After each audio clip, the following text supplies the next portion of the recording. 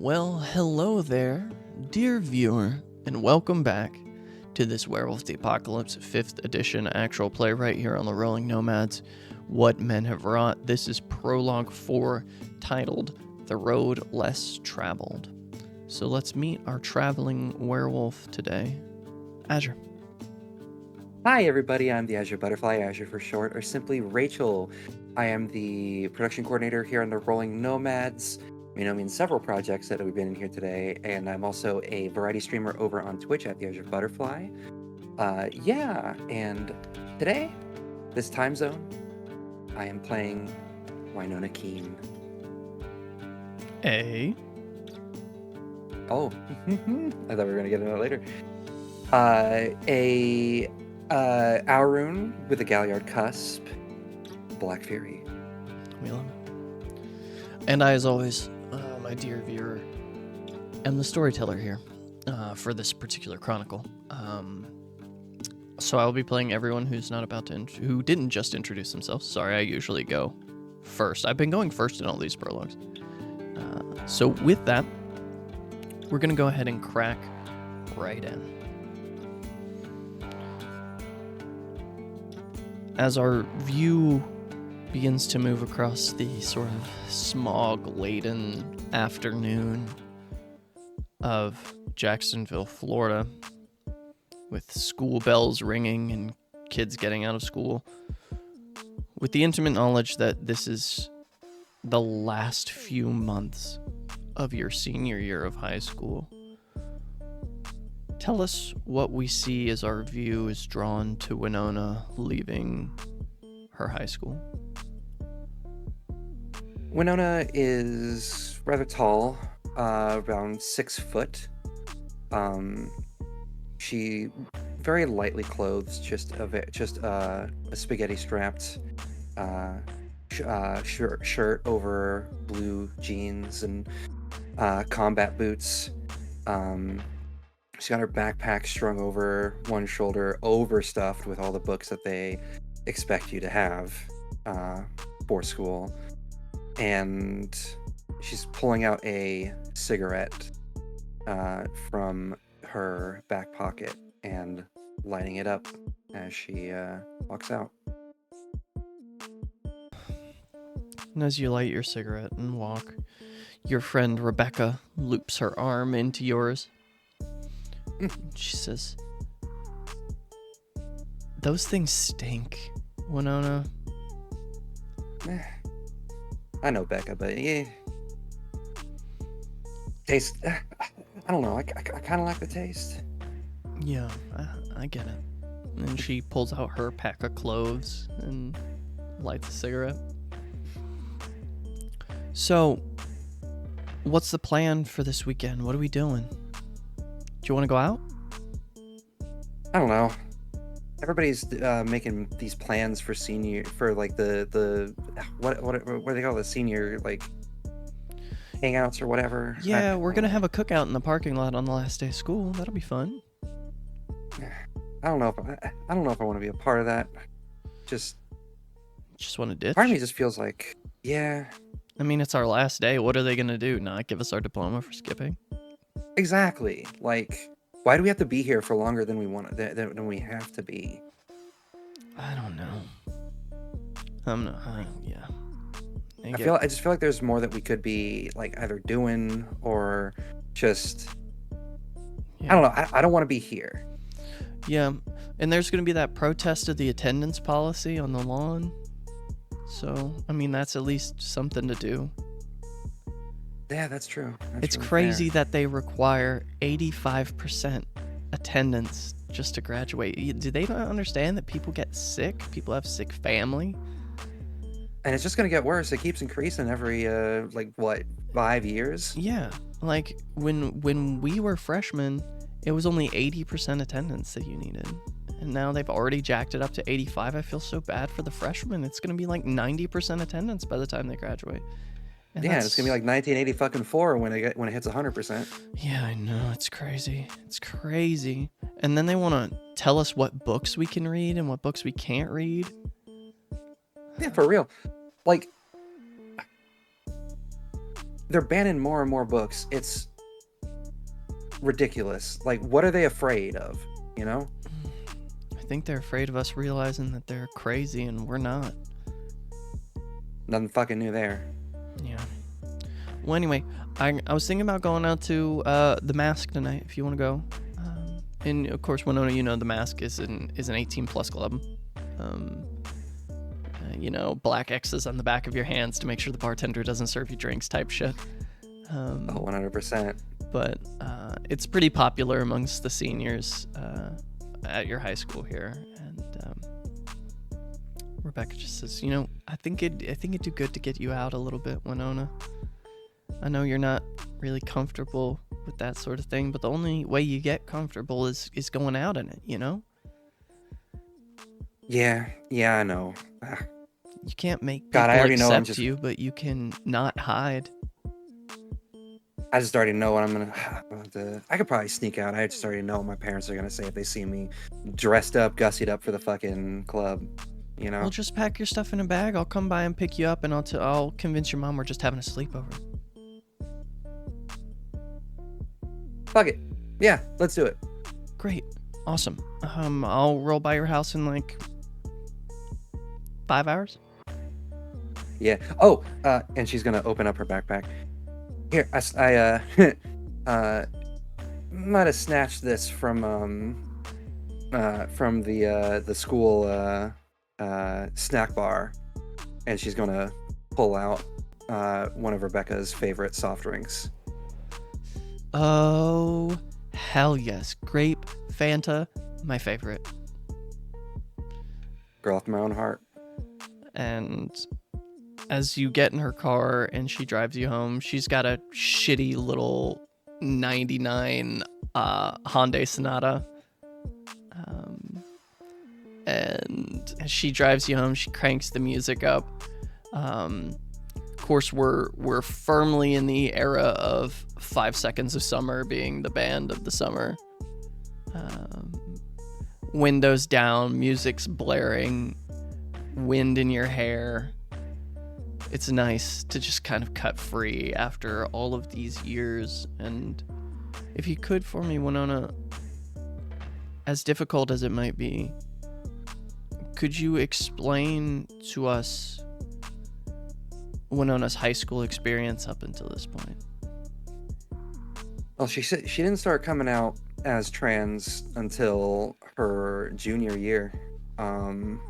She's been, you know, kind of exploring with the ideas, but it was Rebecca that really helped, like, after, you know, one drunken conversation after getting into the parents' stash. It was Rebecca that kind of convinced her to just go full bore into expressing herself, not only whenever they were hanging out, but just like at school too. And I would say up until that, it was very typical. Winona's not really social though. She doesn't really talk. She never really talked to a lot of people, so it was always kind of like she would have lunch under the bleachers. I would honestly say that her relationship with Rebecca probably started either in middle school or high school, because she would have had the same tactic of like eating by herself and hanging out by herself. She just approached my character, Winona, and like kind of pushed herself into that situation. But when she started transitioning, Winona started being like, it was a progress, but she started being a little more, I want to say, like aggressive with people calling her the right pronouns, the right name, showing up. She definitely started kind of, I would say she was slightly closer to a rule follower beforehand, and she just started like dipping away from that as she saw like the inner politics of everything, how the teachers started treating her, how people started looking at her, the whispers she's more than likely caught along the way. That being said, also, you know, people getting used to people asking questions at school. It's probably really awkward, so probably didn't help the social anxiety side of certain things. Sure. Yeah, definitely. She's not a straight A student, but she's definitely, I would say she's definitely passing, at the very least, C's to B's. And Winona, being able to cut free of all of that and just let the wind blow through your hair and listen to loud music and be a teenager, it's like touching lightning. Of course, you've had your issues with kids looking out of the side of their eye at you, but nobody looks out of the side of their eye at you while you're in a car screaming song lyrics at the top of your lungs. But eventually Rebecca turns the radio down as you round the corner towards your home. This little pale yellow ranch house.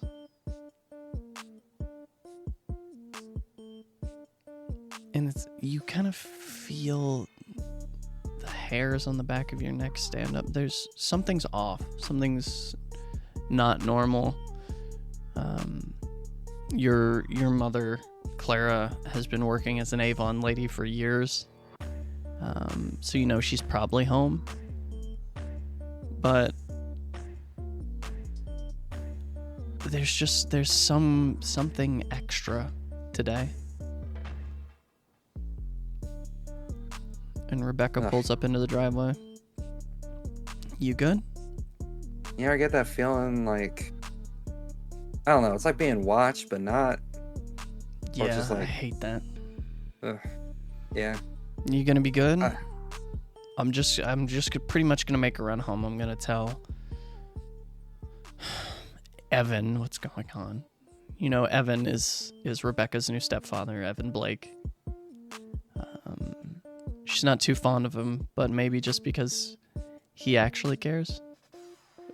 She's used to not having a masculine figure around the house who cares about what she's doing and where she's been. So she's maybe chafing a little bit at the positive connection. Have I met him yet? Yeah. Evan is tall and thin, and he's an accountant at a tax office. Everything about him is steady, stable, and reliable, and which you know has certainly not been Rebecca's experience up until this point. You remember when Rebecca's mother and father had a very messy divorce with very long court proceedings. You weren't friends really at that point, but it was all the buzz around the school. You couldn't walk past two kids at their locker. Her dad was some kind of high-profile police officer, and her mom also works at the police station as a desk lady. It was a huge mess. Everybody knew about it. The court proceedings made some news as the extent of the spousal abuse was made aware. It was bad, to say the very least. But you've met Evan, and he's nothing like her father, Richard. Evan, he's a little bit younger than her mother, May. He's only about 15 years older than the two of you. But May also had Rebecca quite young. She was in her mid-20s, so the age gap's not huge, but it's enough that there's some connection there, and it seems like Rebecca's chafing against it a little bit. I think, kind of knowing the situation, then Wynonna's going to kind of like squeeze, like put her hand on, because I figured she's like at least put it in park or something like that, and has her hand resting on the stick. She's gonna kind of just like press a hand onto Becca's hand and squeeze and just say, "Are you okay?" Yeah, he just keeps like being way too nice. he offered to fill my gas tank for the weekend, and it's weird, and I don't know what he wants from me, but it's a lot. You know I get you and I see you, Becca, and I love you. What was it that you told me about change? It's inevitable, sometimes uncomfortable, Yeah. but sometimes it's for the better, you know? Yeah, and Mom smiles with him, so I guess I can't be too mad. I just wish maybe he'd care a little less, you know? He's trying. I think I outside looking in, he's trying, you know? Like I can see it. Yeah. Yeah. And I'm not trying to compare situations or anything, but having more support than less, I feel is good. And it's at that point that the something extra makes itself very aware to you. As the front door opens to your home, Winona, and you see, buttoning up his shirt, the neighbor from down the street, Phil O'Doherty. Fucking. And he looks over to the car. Hey there. Wait, his name is Phil? Yeah. Sup, Phil? She's saying it loud. She's making sure everybody's hearing that. Hope y'all had a good day at school. And he very quickly kind of shuffles his way down the sidewalk before your mother appears in the doorway. Don't forget to clean yourself. And your mother, Clara, tightens the sort of silky bathrobe around her and looks at you. I best get going into that. Rebecca nods. I'm really sorry. It's not your fault. Ugh. I'll see you later. Actually, why don't I just handle this right now? And she, undoes her seatbelt and leans across you out your window. She says, "Hey, Mrs. Keene. You look beautiful today." And your mother says, "Thank you, Rebecca. What do you want?" She says, "Can Winona come sleep over tonight?" And your mother pinches the sort of bridge of her nose. "That's fine. Just in before midnight. I don't want to hear anything from your mother about it." She says, "Oh, yep, cross my heart, hope to die, stick a needle in my eye." And your mother nods. "That's fine."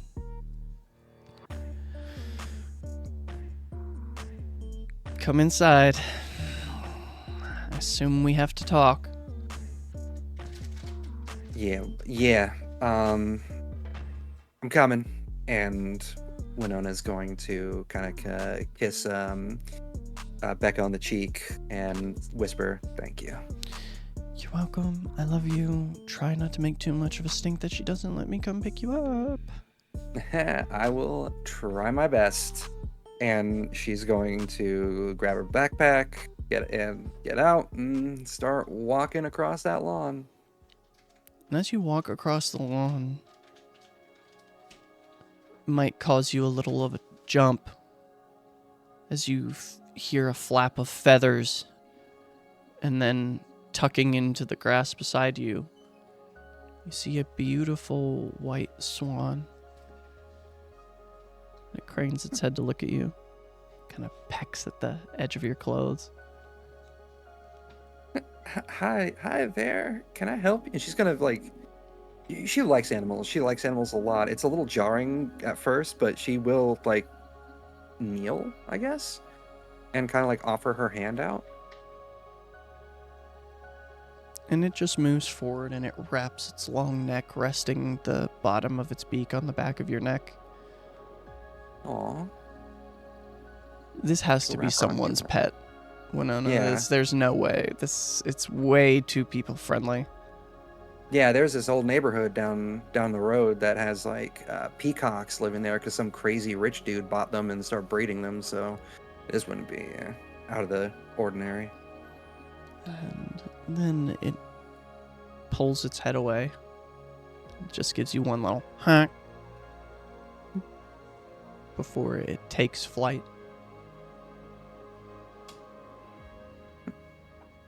On all the fucking craziness. You hear from the house, Winona Keene, get in here. I'm coming. Hold your horses. And she'll make her way inside. As you walk into the small and cluttered living quarter. You see your mother sitting in her still plastic wrapped chair. Why she has this obsession with keeping the plastic on, no one will ever know. She says, sit down. She will. Sorry you had to see that. Yeah, what's going on with that? Is he at least good? There's some things about my marriage to your father that you need to understand. I know you're familiar with the concept of open marriages. And I've been seeing Phil for a while, and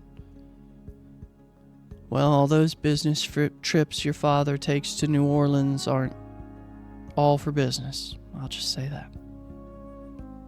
Do you understand? Is this something he told you or something you found out? Well, it started with me finding out, and then we had some difficult talks, but we've reached an understanding. There are things that I cannot provide for your father that he requires, and there are things that he can't provide for me. So we found a way to make it work. That's mighty progressive of you. What can I say? You've opened my eyes to a world of possibilities, kiddo. I don't get what you're going through. And there are days where I miss my son.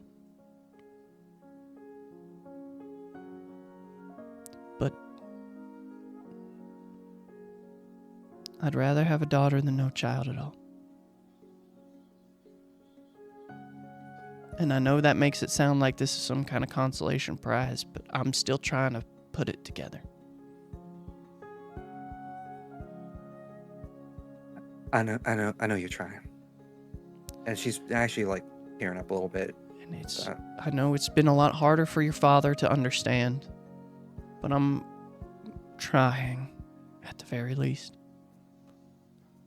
He's just a tough nut to crack sometimes. I know I give you a lot of shit, but you know I love you. I love you too. And I love that bastard too for all the shit he gives me. Speaking of, he should be home soon, so you should talk to him before you head out with Rebecca. I will. Just gonna. Now, I sat some stuff aside that's getting too close to expiration date for me to sell makeup wise. It's sitting in the bathroom. You can have it. You can use it if you like. Thank you. Genuinely, thank you. I thought you might like to try it. I know you go for a little bit more of a natural look from time to time, but I figure when I was your age and my friend had to draw up the gumption to ask my mother for sleepover, it usually wasn't contained within the house. So I appreciate it. yeah. Well, Winona will actually just get up and hug her mom. she hugs you back and she sort of kisses you on the temple. She says, how about in a few weeks we go for a hair appointment together? We haven't gotten to do that yet. I'd like that a lot. And maybe we can work up the nails too. Yeah. I found this lovely Vietnamese lady who opened up a shop. It's a little bit closer downtown. It's a little pricier, but it's nice. One of the ladies that I work with, she got her nails done by her, and she swears by it. Sounds lovely. All right, now Looking get your forward to homework done at the very least, please. It's It's the last 2 months of your senior year. If she thinks you have homework, she's so out of touch. I would I appreciate it, but if that's the case, homework's done. School's almost done, Mom.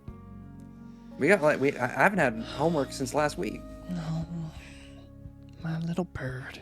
Growing up so fast, you're about to fly out of my nest. What am I going to do? Hey. That's life, right? You're going to leave me alone here with your father, and he watches those procedural cop dramas. You hungry? I'm a little I'm a little famished, but I was gonna save some room for when I go see Rebecca. I was thinking maybe... who am I trying to fool? I was probably just gonna get DoorDash. Hey, there's nothing wrong with doing that. Sometimes you gotta. Dairy Queen? Sometimes you don't have the energy for. Ooh, yeah. All right, I'll get you something. You know what I like. You get ready. Love you. And she gets up to go get her phone, which she definitely left in the bedroom after recording whatever she did with Phil O'Doherty. As a note, I've never been to a Dairy Queen. That's funny to me. And you're in your room for a few hours, going through clothes, trying to figure out, what you want to wear before there's the rather stern knock on the door that you know to be your father, Jack. Yeah. Can I come in?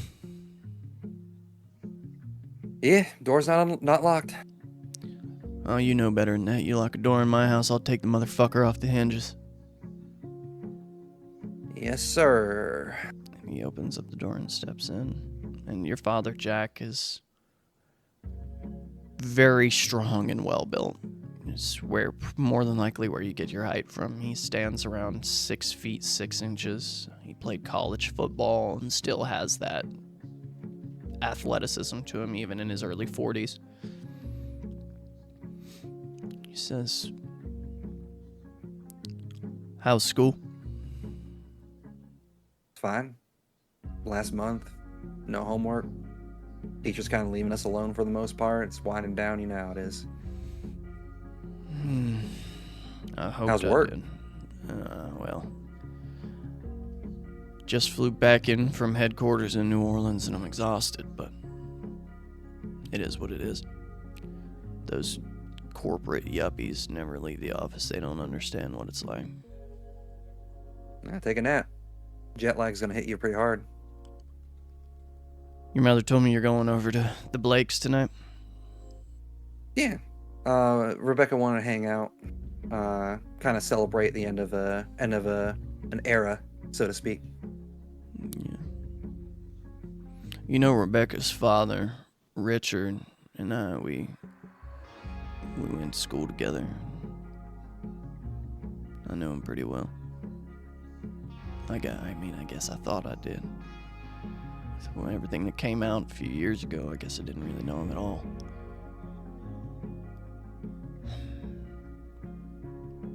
Do I know specifically what he's talking about? Probably the stuff that came out in the court case. Gotcha. Well, people are human. You know how that is. Some more than others, I guess.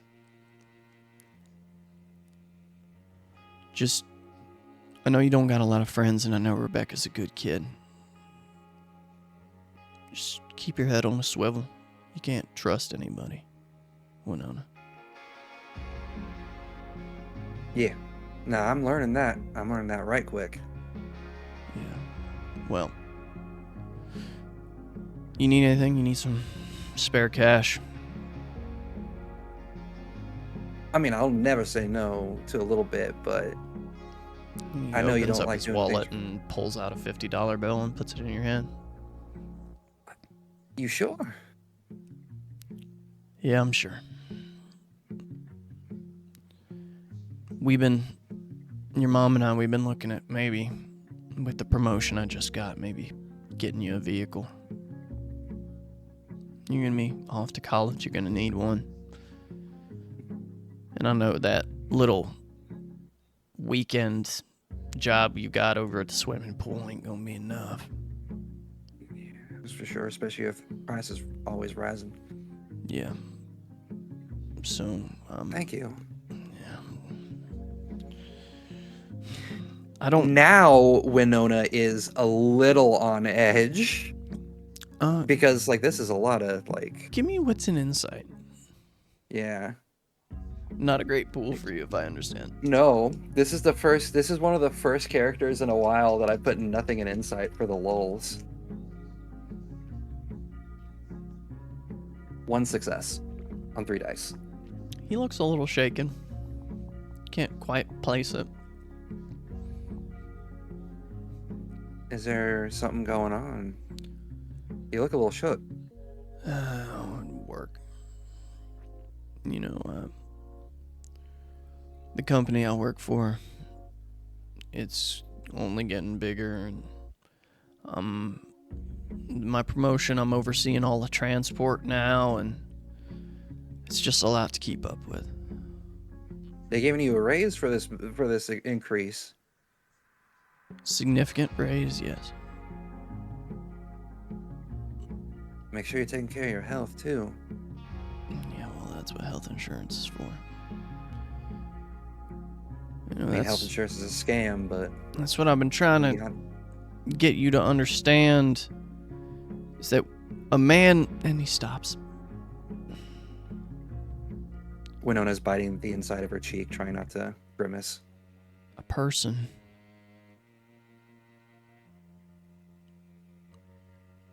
has to provide for their family, often at the expense of their own body.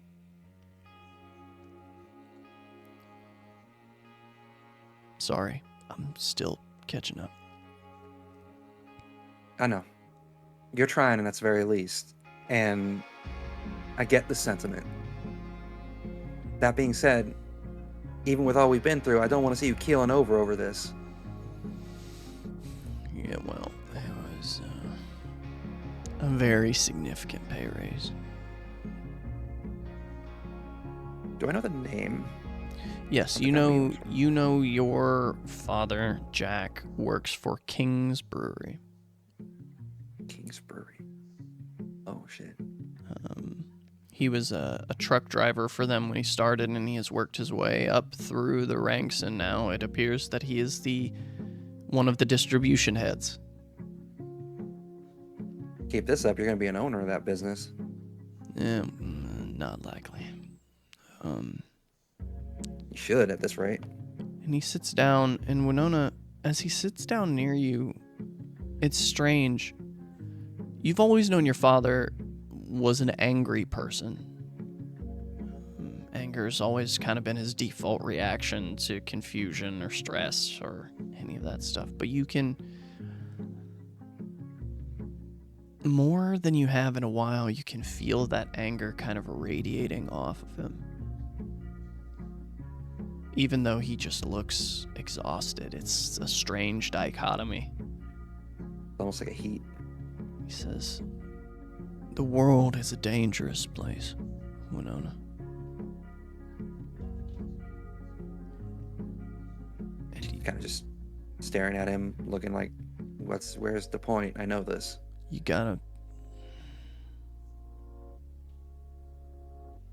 just gotta push on, I guess.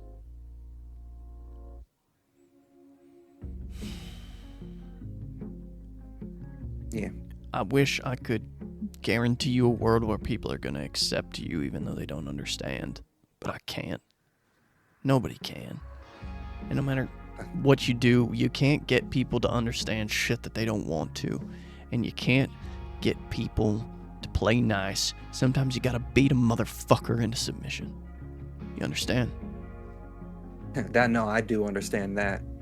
And if there's something that's gender neutral, that is defending oneself. And you taught me how to fight, and I will never forget that. Sorry for those times I hit you maybe a little too hard. I'm not proud of it. Winona's not responding to that. She's kind of just looking at the ground at that one. I just wanted you to be able to say that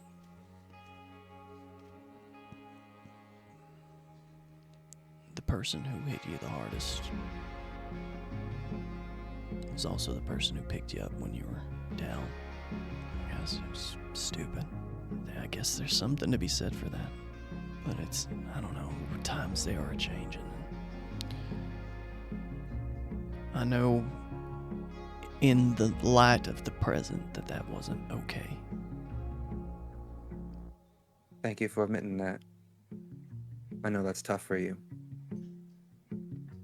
Yeah, my old man, I know you were little when Granddaddy died, but he was brutal. Yeah, all the stories you told me made him out to be a real son of a bitch. He loved you grandkids, though. You and your cousin, my sister's boy. I mean, that don't make right what he did to you. No. To anyone else. No, it doesn't. I wish. What's the saying that everybody always does? It's when they're getting closer to God that they're trying to be the nicest, better person or whatever. Yeah, and I never understood that. There ain't no point for me to make nice to somebody I'm never gonna meet. So. I hear that. All right, just don't get in trouble tonight. Regardless of what's happened between us, you know I love you, right? I know. And I wish my love was enough. But love don't make the world go round. Blood makes the world go round. And I wish it wasn't that way. Maybe I would have done more with my life. It's never too late. It's never too late to start. It's never too late to keep fighting for what you believe in, for what you want to see. It is never too late, and she will hug him. He wraps his arm around you. I loved you when you were Wyatt. I love you as Winona. And I don't know what strange permutation you might become by the end of your life, but I'll love you then too. There's a cocktail of emotions going through Winona right now. A little bit of rage at hearing her dead name, a little bit of joy at the reason it was brought up as well. Hearing it from his voice after all the fighting that they had done in the past, trying to get him to even get to this level. And there's that relief as well that this is finally sinking in at least a little bit. And I will add that with what she's been hearing from her mom, what she's now hearing from her dad, there's also on the back of her mind, this is too good. Something's about to give. And your father stands up and kind of ruffles your hair a little bit.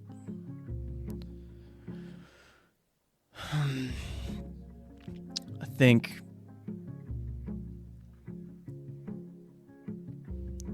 I need to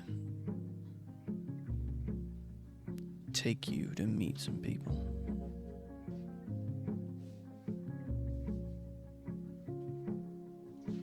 What do you mean, some people? Some of my friends. Not now, not today, just sometime soon. You mean other than Bobby? Yes, other than Bobby.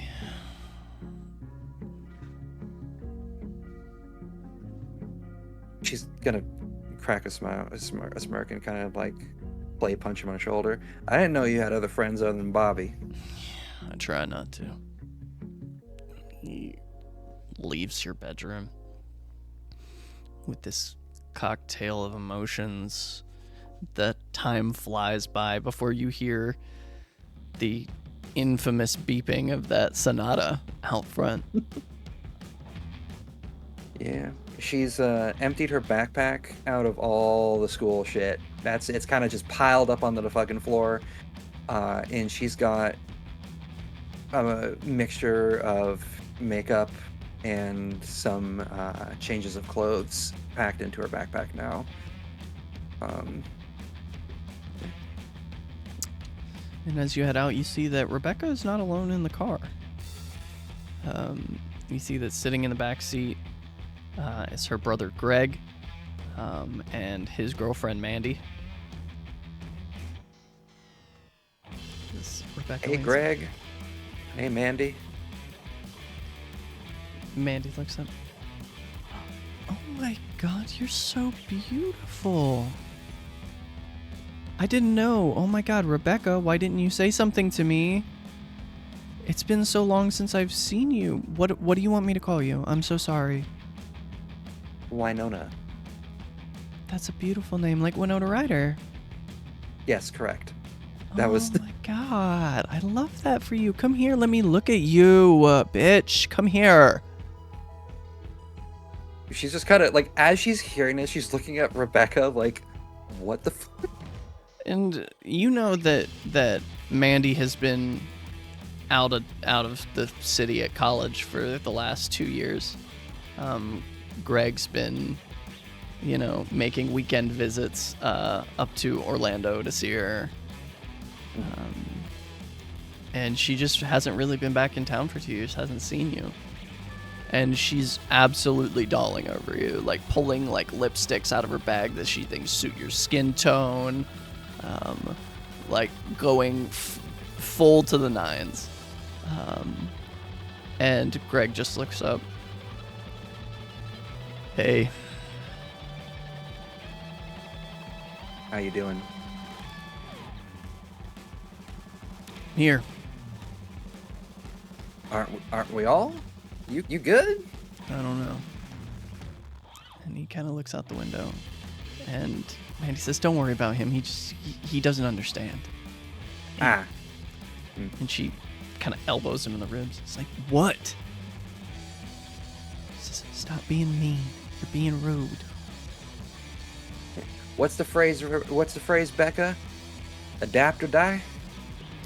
Well, there's this really great quote from this director. Fix your heart or die, Greg. That one. And he just shakes his head. Whatever. And Mandy leans up. Oh my God, we have to go clothes shopping? We have to get you a whole... I mean, no offense, your wardrobe's fine. We gotta... Oh, you ain't seen my wardrobe.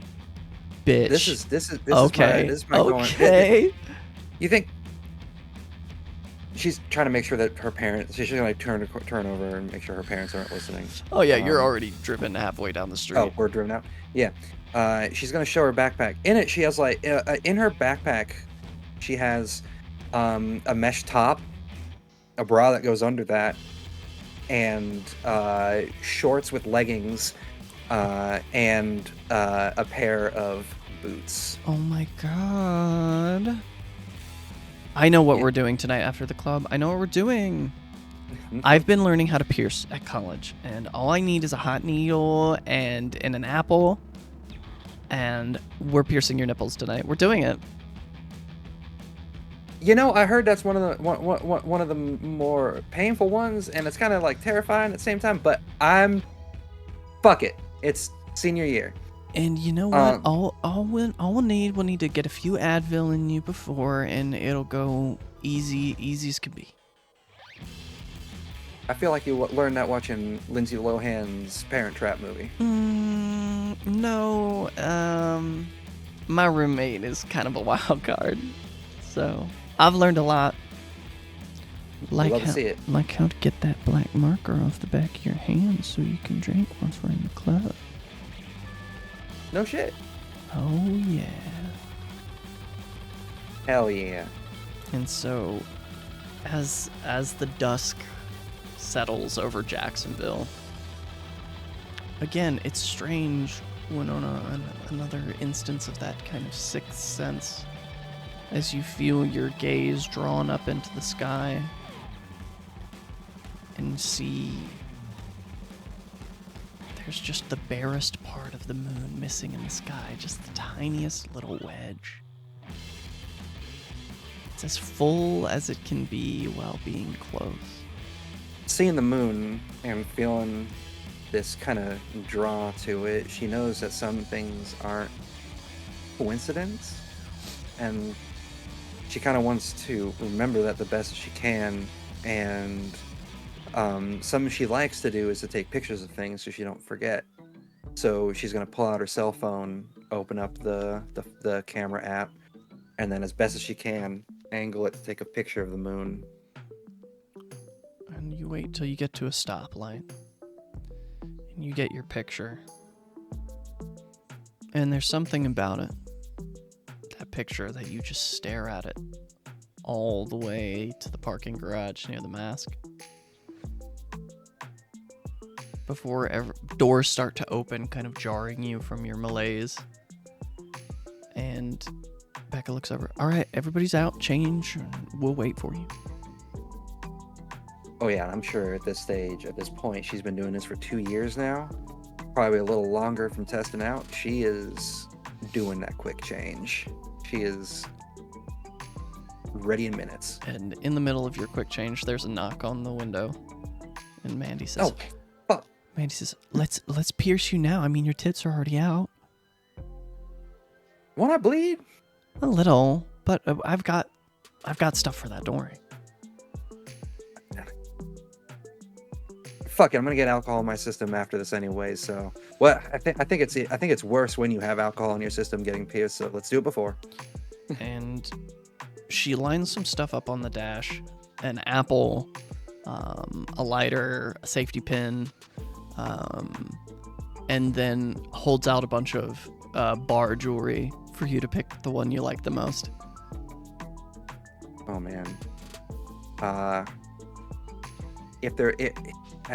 As cheesy as it is, given everything, if there's one at the moon, like a crescent moon or something like that. There is a stainless steel bar with what looks like a full moon on each side. Yeah, let's do that. And not that we need to track it for this, but you do take a level of superficial damage as she pierces through. It's not as easy as she said it was. Winona is biting down, probably, and yeah, I know fucking Becca's probably gonna be a little upset at this, but I'll pay her back. I'm biting down on the fucking seat. Sure. But you do get through it. And one of the things that she lined up on the camera is not on the camera, on the dash, is a little, like, packet of powder that she applies to all sides that clots the wound pretty quick. So, look at him. Look at you. Holy shit, we actually did it. Jesus Christ. Yeah, that's what I'm talking about. College is great. Hey, do you want to go to college? Yes, I do. At the same time, I want to make sure I know I want what I want to do, if that makes sense, before I start signing documents, getting fucking loans. Well, hey, we're doing a girls' house up there. We're getting all of us together. We're gonna get a house off campus. I mean, if you want to just come up for a weekend or two and just like check it out and see what the vibe is, you're always welcome. I'd love that, actually. Yeah, I think I'll take you up on that. Great. Apparently, I'm getting a car at some point. We'll see how that goes. She smiles. All right, now finish up. She hops out of the car. Oh, this is going to be a little painful, putting on the bra and then the fishnet fucking top over that. Yeah, it's a little sore, a little painful. But you get out of the car and all of you head to the line. The line is decently long. But by the time you get to it, there's an African-American man of middling age at the door with a kind of light suit jacket and a button-up on, doing ID checks. It's ID. And she's gonna pull it out. He looks at your ID and looks back at you. Really? Fuck is the problem? This is me. This is my legal documentation. I'm gonna give you my social security number too.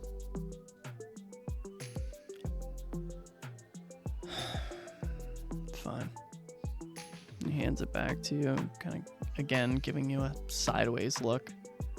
He's gonna wink. He nods to the doorman who lets you in. And the mask is vibrant, is to say the least. The doorman marks the X's on the backs of your hands as you go in. It's all deep purples, golds, reds. The beat of some homemade house music blasting over the speakers. It's a youth club, you know. It's vibrant. Is, like I said, vibrant is an understatement. Before Mandy quickly is like, bathroom, come on. Yeah, just you know how people are with this. If anybody says someone, I'll stab them. Okay.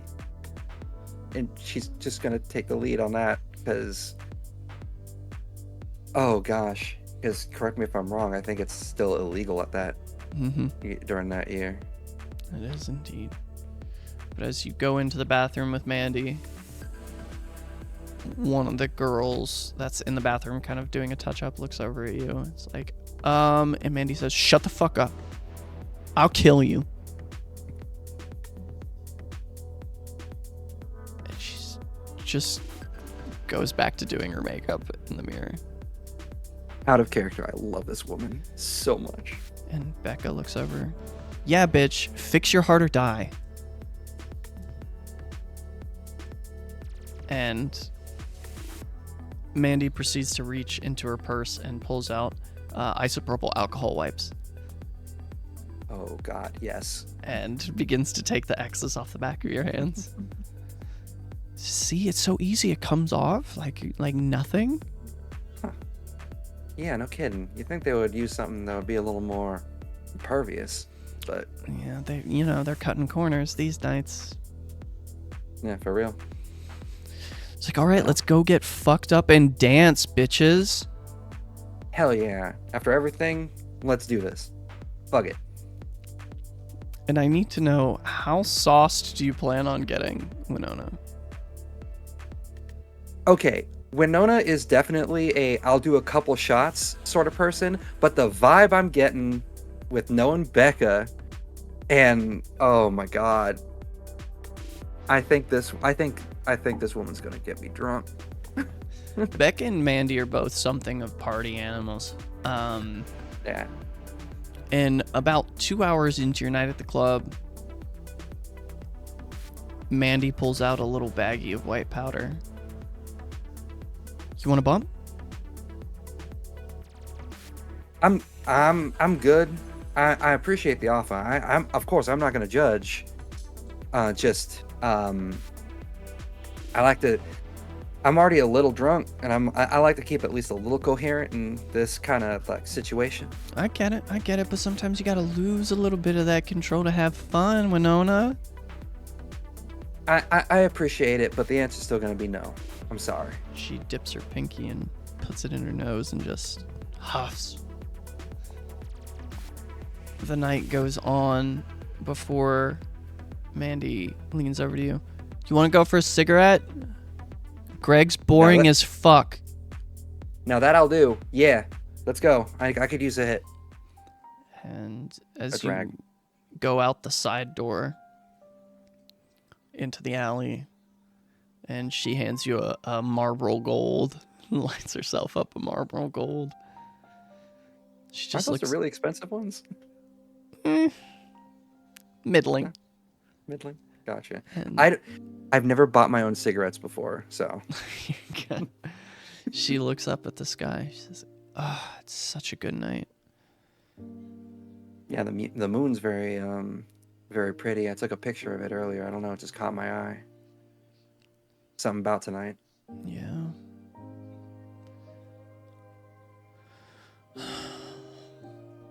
So what do you want to do with your life, Winona? I think I want to travel.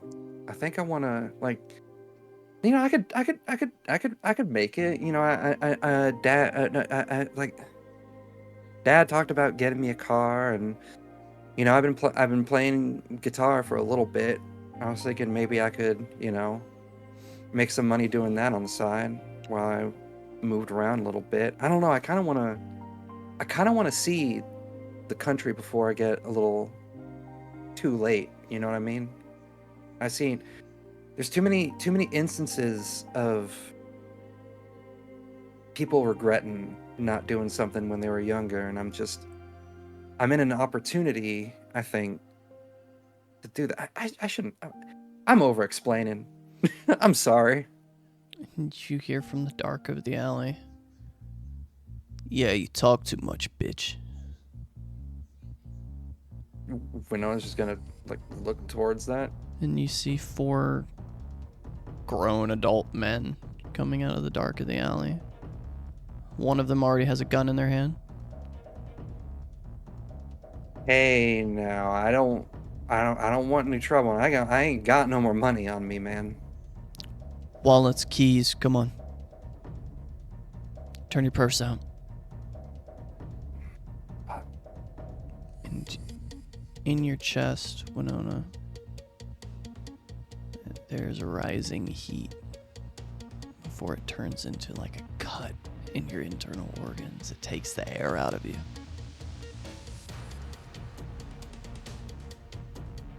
And Mandy steps up and says, "You're not getting shit from us, so fuck off."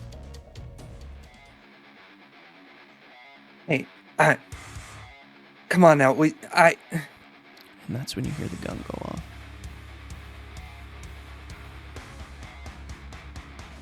No. Mandy crumples. People start moving quickly to grab purses.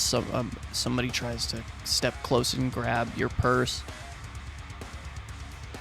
Winona's screaming loud. She's trying to make herself heard now, and she's gonna start pushing, shoving, punching, doing anything And you do scream, Winona. At least until you feel another pang of that heat and the air will leave your body. It feels like your vocal cords severed. And there's just this rough cough as he's still trying to pull this away from you. You shoving up against this guy. You feel maybe a hit to the face before that another deep rip of pain. You spit out a few teeth, but you feel long, sharp fangs in their place.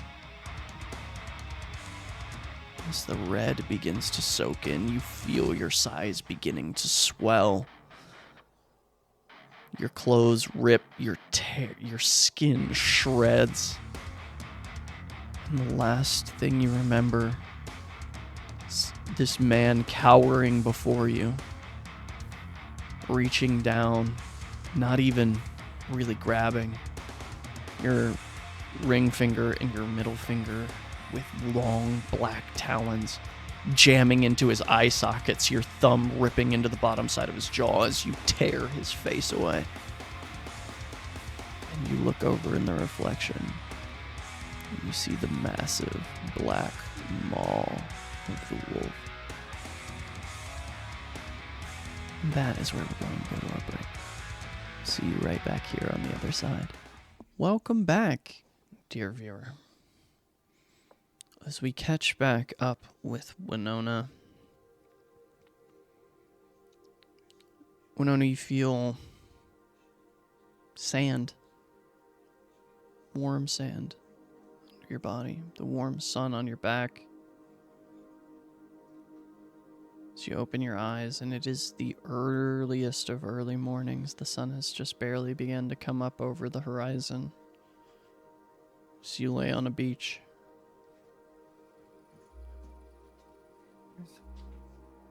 Covered in blood.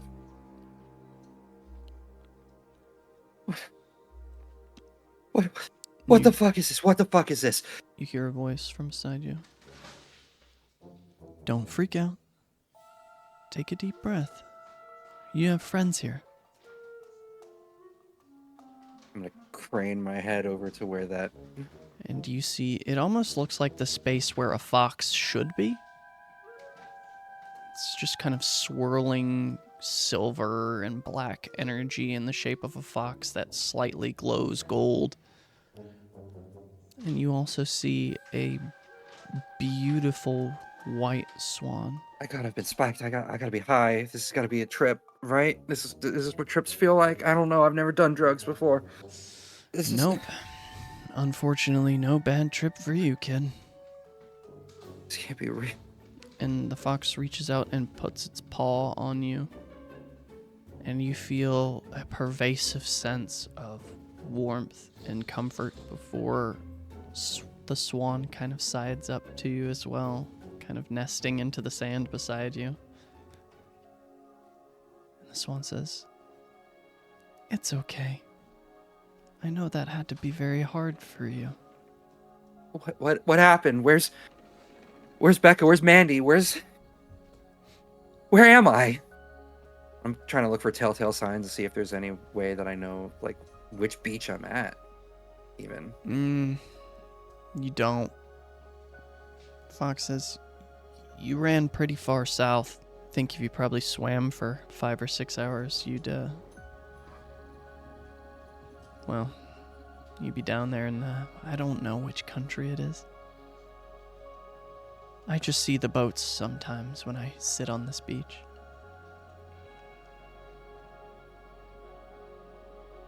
Got it. We're spirits. I gotta get back. I gotta get back to Jacksonville. Where I'm looking. I'm naked, right? There's no going back.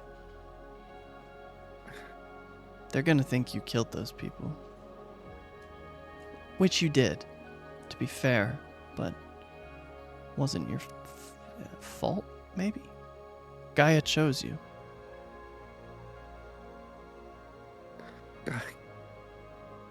Gaia, and she's kind of like looking towards the ground, trying to piece together what memory she has of what happened, anything, even just images. You remember looking over and seeing the wolf face in the glass. You remember tearing into that man. You remember them shooting Mandy. Swan says, "She died." No. I didn't want any of this. "I'm sorry, it was hard, but the mother chose you. You have to respond to the call." Call? What? What? Fox says, "We're going to overload her if we keep going."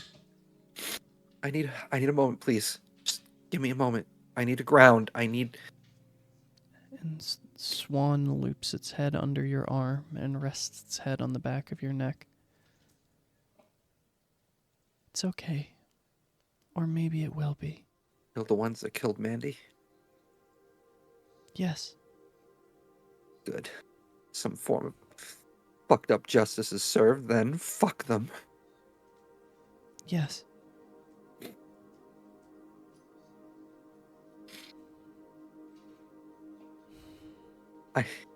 I need to make sure. I need to make sure that Becca's all right. I need to make sure. And Fox shakes his head. "You can't do that. Why not? What's stopping me? You? They'll catch you. The police. Police work for leeches. It'll be a mess." Leeches? What the "Vampires." She's kind of just gonna, like, she was sitting up at that point, and now she's kind of just going to... She was sitting up at that point when she was talking to them, but she's gonna just, like, lay back in the sand then and kind of just stare up to the sky. Kind of just taking deep breaths in and out, trying to calm her heartbeat, which is pounding through her chest right now. "You need to change skin if we're going to get out of here." Do you mean wash this blood off? I can wash the blood off. I can go into the water. I can... "No. Change to the wolf skin." How? What? How? You liked to play pretend when you were a child. Get down low. Think wolfy thoughts. Gonna do that. A little shakily, but she's gonna do it. And as you do, you start to growl and crouch low and sniff the soreness in your body. Takes an uptick as your bones begin to shift. And you take the form of a small wolf, if you could describe that to us. Her wolf is definitely small, a little more unassuming, a little more thin-furred, if you will. Though, with a bushy tail. Fur is all black, jet black, even. And her eyes glowing. See? You did it.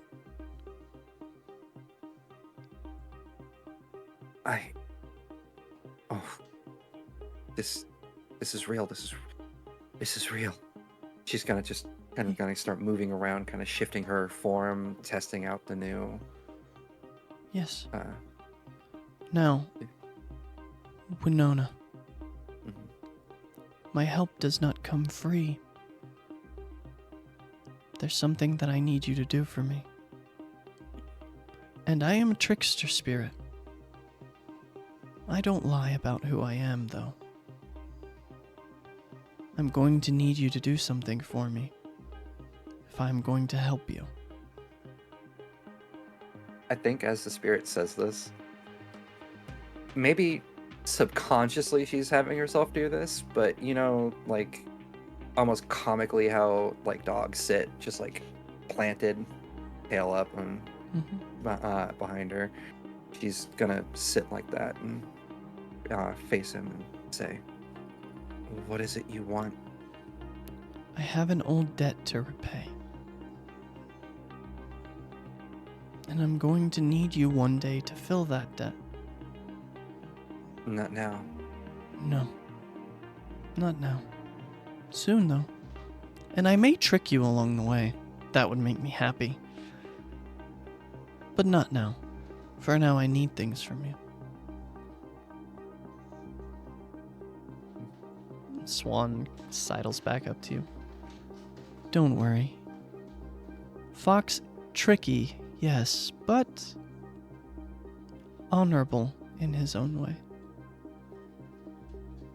And the Garu werewolves. He owes them a great debt of suffering for what they did to his children. If he is offering you a deal now, he must really need something.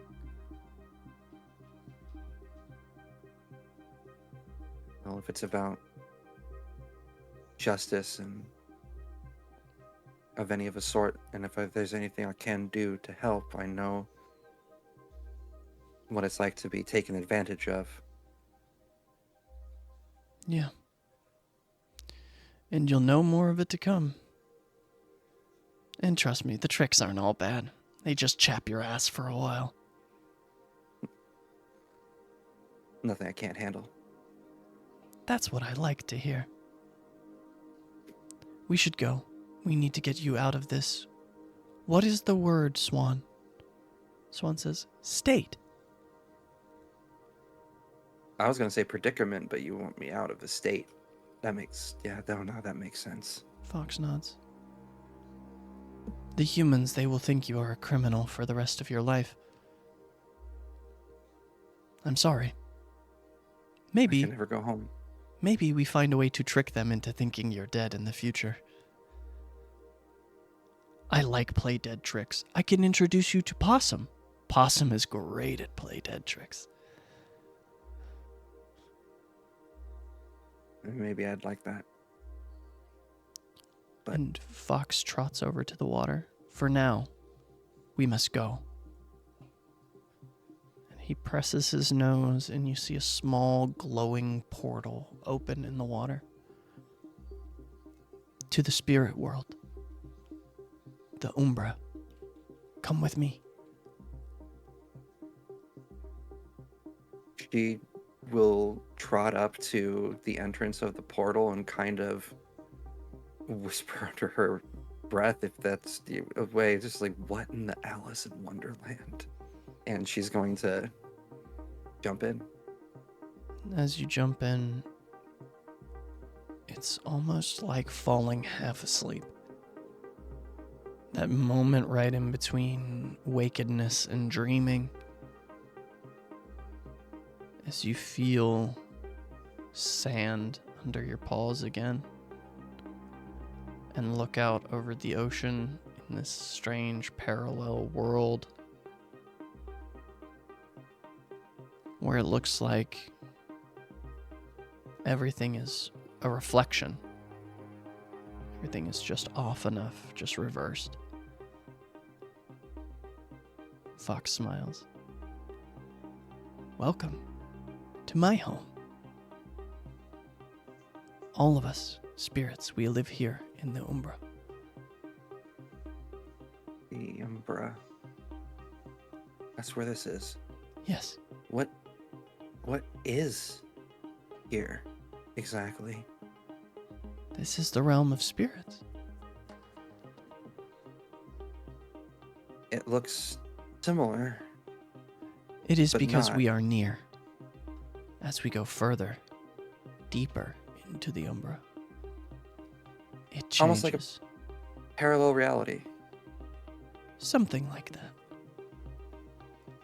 There are things that you'll see while we walk, before we get deeper. Ask questions if you want. Fox may trick for answer.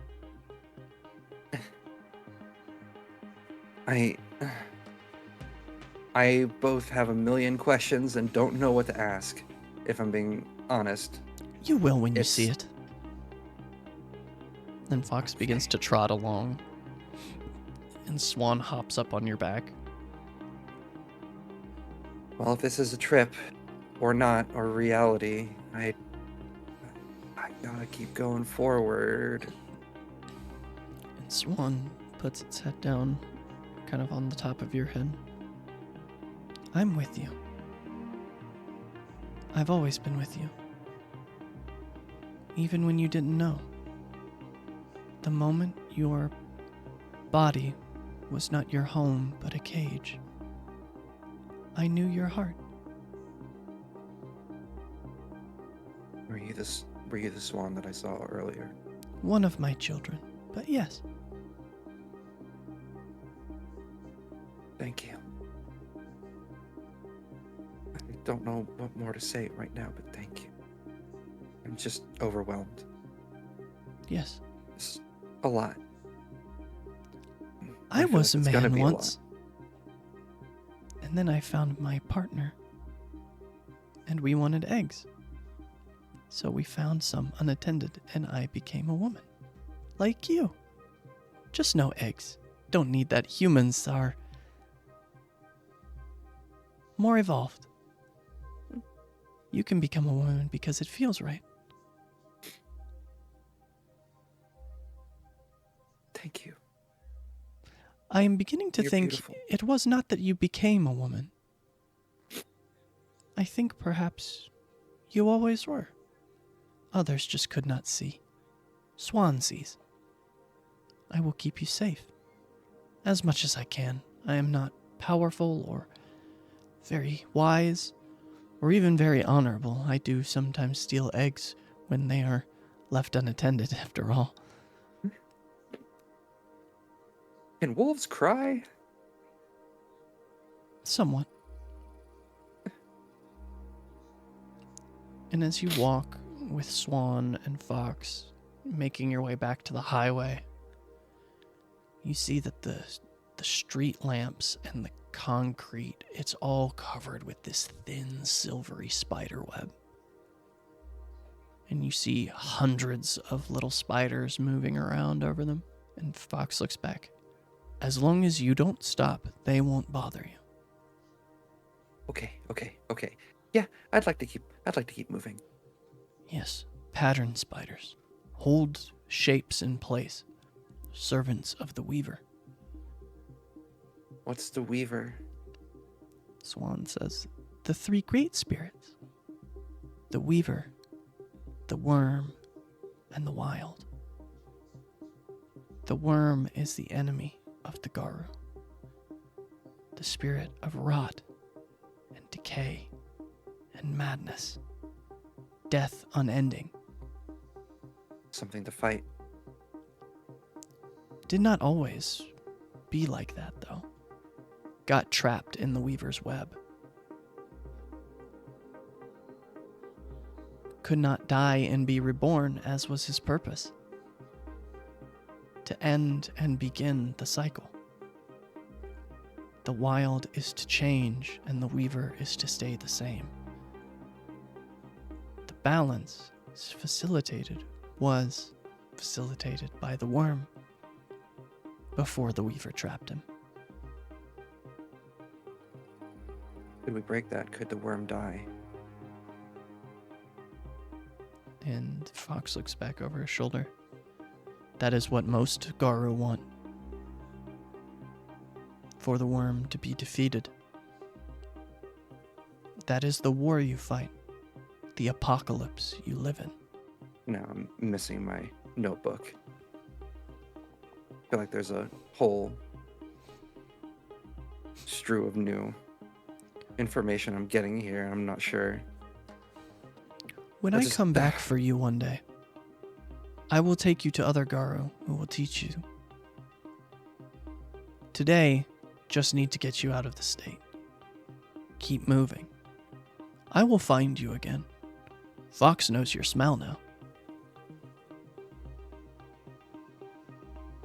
I'm gonna sniff at herself.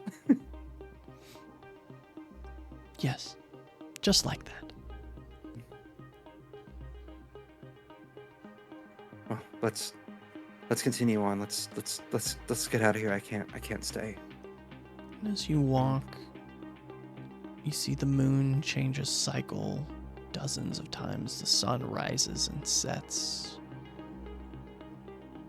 You walk through cities, over plains, over great fields of grass, before finally Fox stops and sits. This is far enough. Where are we? It looked like days, weeks? What is the name, Swan? You fly very far, migrate often. What is this place? Swan says, North Dakota. Holy shit. Holy shit, we've gone far. Fox says, yes, distances in Gaia's breath, much different. In the Umbra, a long distance can be short, and a short distance can be quite long. How long have we been walking for? Not long. Maybe long.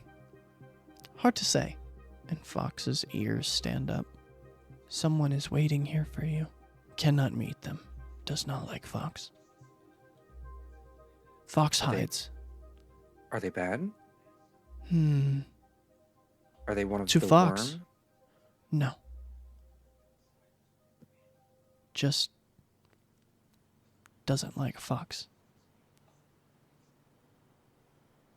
Understood. Well. And Fox moves away and crouches down at a bush. Go. Meet them. We'll come out when they are gone. I think there's a moment of hesitation, apprehension, it's going into the unknown in a situation where we're already in the mostly unknown for her now. And she's going to look in the direction of where they're kind of pointing her towards. And she's going to tentatively start trotting. And you see sitting on a large stone tablet on the edge of a cliff, overlooking a very long drop-off, a woman with long black hair. She's nude. water drips from her hair. And you see that nearby there is a massive, massive sword. She doesn't even cant her head over to her shoulder. She just says, "This one is with you, Swan." Swan says, "Yes." And the woman turns her head. Just slightly, you see high cloven cheekbones. She is ethereally beautiful. Wow. I'm Winona. I know your name. And I know what your name will be. Who are you? Gorgon. She opens her maw as if she wanted to say something, but she's gonna close it very quickly and just... It's nice to meet you, Gorgon. Is it? That we have yet to decide. She stands and reaches out for the sword, which flies to her hand, drags the point across the ground. As the point of Gorgon's sword cuts into the earth, silvery light pours out of the earth behind her. What are you going to do? You have been blessed by your mother. What will you do with it? Fight. I'll survive. I'll Fight do what I for must. what? Fight against what? Any of those who would seek to harm those innocents, any of those who would seek to harm those lesser than them, or perceived so. Will you die? We're all destined for death one day. I do not mean on a bed of roses. Winona of the House of Keen, will you die bloody, dragging as many of them with you as you can? Yes. Will you kill for me? I would like to, looking at her as she says this, I would like, Winona's going to want to, judge, I guess, the intent, looking at her facial expression as she says this. She looks furious. But that fury is wreathed in a death shroud of cold, iron focus. That is my fate. Then yes. Your fate is for you to decide. She gestures, and you see several other spirits at the edge of this cliff. You see a massive falcon, an even larger owl, a unicorn, and a massive, bloody mauled wolf. I think her eyes linger on the bloodied wolf longer. Not out of curiosity, but out of fear. His gaze holds you, the great Fenris. Would you go to him? That one frightens me. Something seems strange. Do I not frighten you? Yes. It's different. And yet you would cleave to me and run from him. Would you kill him for me? I'm gonna look back to the visage of Fenris. What would you say, considering this is a spirit, what would you say that there would be, what is Fenris looking like? What is the energy that it exudes when she looks and gazes at him? His eyes burn like they're two suns. Every fang in his mouth is every bit as large as the massive sword that Gorgon holds. His shape blots out the sun. His fur is the deepest steely gray, and it looks like the edge of every hair is a blade. He is fury and rage incarnate. And you have no doubt, would you bear arms against him, you would not survive. It would mean my death, but does he feel off compared to the others? He feels much more frightening than the others, other than maybe Gorgon. Yeah. It's so much rage. So much fury. I see. Would you kill him for me? Yes. Prove it. She thrusts the sword into your hands. She'll grip it. Feeling the hilt. She'll try to lift it. An heavy sword.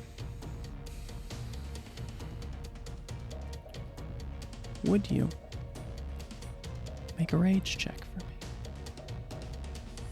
Yay! The first one. You are currently at 1 rage. And I will remind you, you are in lupus form as well. Should I shift into... Can I shift into a different form to do this? Like, as the blade is, like, being offered or shoved towards me? You can. Yeah. And it does not require a rage check here in the Umbra. Correct me if I'm wrong. In the Umbra, can I be in Hamid form? You can. Because I think not really knowing exactly yet all the other different forms herself, she will just think human or think hands gripping, to be able to grip the sword and shift back to Hamid as she takes it. And man, that's a failure. Which takes you to 0. But you can lift the sword. It is heavy. It's unwieldy in your hands, but you have lifted it. A feat of strength you would never have been able to accomplish in the waking world. As Fenris begins to circle. As this happens, I would like to give a little insight into Winona's thought process here. Whether what happened was real or not, whatever is happening now is real or not, she has to press forward, and she knows to fight. She knows what she needs to do to survive. And as she stares down the circling Fenris, she's going to remember what it felt like watching Mandy get shot. She's going to remember what it felt like feeling the blood coat her new claws when she ripped into those that harmed an innocent person. Well, innocent being subjective, but... And those memories are much clearer here. Well, no, you begin to see spiritual manifestations of what happened. You see yourself nearly bite a man in 2, spitting out his arm and half of his chest as you reached forward and raked the intestines out of another. You see all of it in its bloody glory. She's gritting her teeth. And you hear, with your permission, the low rumble of Fenris. Come, Wyatt. Do what you must. The second Fenris says Wyatt, the sword is up. The sword is, and she is dashing forward. But it's not just Fenris she sees that she's charging to. He sees all those in the passage have not accepted her, who have not accepted change, who have not been kind, who have harmed her, others like her, others in general, just because of that perceived lessness, because that manifestation of pure, unadulterated rage has so many different facets that need to be fought, that need justice, that need to be faced head on, and she's going to charge him down. Strength and melee, if you could. Wielding the spiritual manifestation of the Gorgon scale, I will give you a 2 dice bonus. 6 successes, 2 of those were crit. As you cut into bloody Fenrir, his blood is hot like acid pours over your limbs. It burns. Going to take 3 levels of superficial damage from this before Fenris is going to attempt his attack. Do I still have the 1 superficial from earlier, or is that... No, that is gone. Okay. Healed over your sleep in the day. Okay. With 8 successes. You're going to take, and I believe this is enough to incapacitate you. It would kill you under normal circumstances. But it is 7 levels of superficial damage.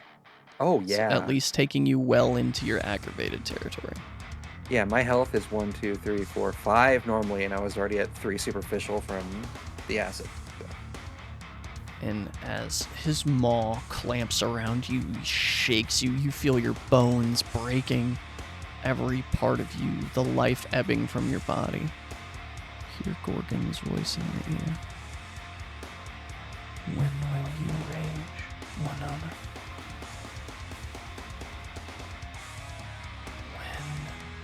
When will you rage? And she's going to scream. She's going to give the most guttural scream that she can, through the pain, through everything that she's hearing. As you scream and your flesh tears again, taking the Krynos form, I believe that would put you with 1 level of health at your tracker.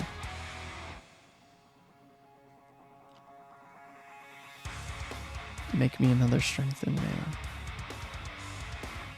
I think in this instance, she might have dropped the sword as she was, taken into the maw.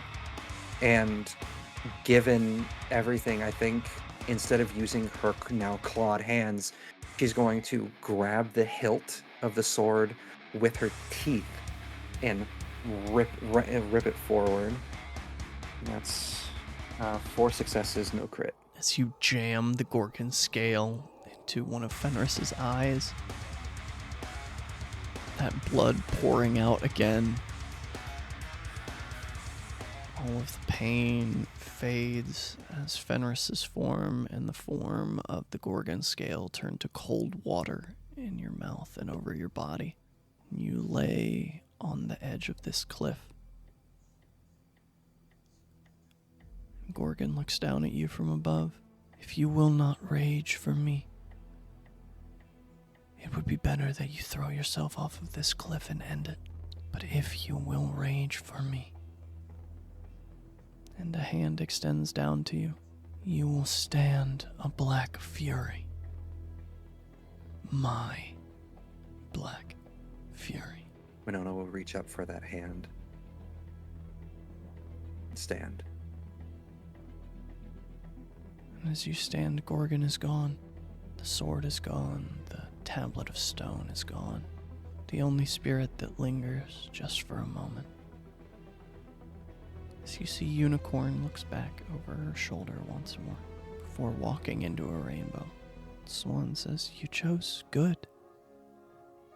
Gorgon is mighty. And you are Arun. It is good to serve a mighty patron." What is Arun? Changed under the full moon. You are a cuspling, however. The moon was more full than it was gibbous. I'm sure that means something.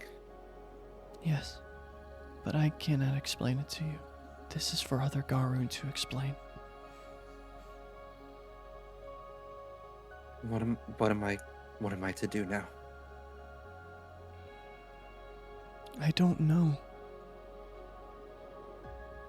But I know that I will stay with you. I will be your companion from this day until your last. And even beyond. When your spirit rises to go to the fields of wheat, I will go with you. You are special to me. I don't ever want to lose you, Winona. Just like she had you, the swan in her front yard, she's going to kneel. She's going to offer her hand. Tears in her eyes. Swan wraps his long neck around yours, resting its head on the back of your neck. We are bonded. You and me. One day, we will find your mate too, as I found mine. Or maybe not. Maybe you will choose to find happiness elsewhere. What's the phrase? Only time will tell. Yes. But what time will say, from this moment until your last, when your song echoes in the ears of the lost Garu. Winona was friend to Swan, and Swan was friend to Winona. Always. Fox kind of pokes his head out of the bush. That was intense. I think for the first time since all this started, she's smiling at that. She's actually laughing. Yeah. You could say that again. Fox makes his way over to you. So we have a deal? When I come for you again, you will come with me, and you will help me fulfill my debt. Yes, we have a deal. Good. This is what Fox likes to hear. Arun's usually not Fox's favorite. Too angry. Don't get very mad about Fox's tricks. Has to run, hide, trick them even more just to get out of the situation. Sounds like you haven't met the right Arun. Maybe not. But you have to go back to Gaia's breath, to the world you grew up in, the world you know. Can't stay here. Yeah. I need to. I will open the way. What I'm going to do, but yeah. And he touches his nose to the open air, and another portal opens. There is a camper left behind by someone. You can find clothes there. Is close. Okay. Thank you. Yes.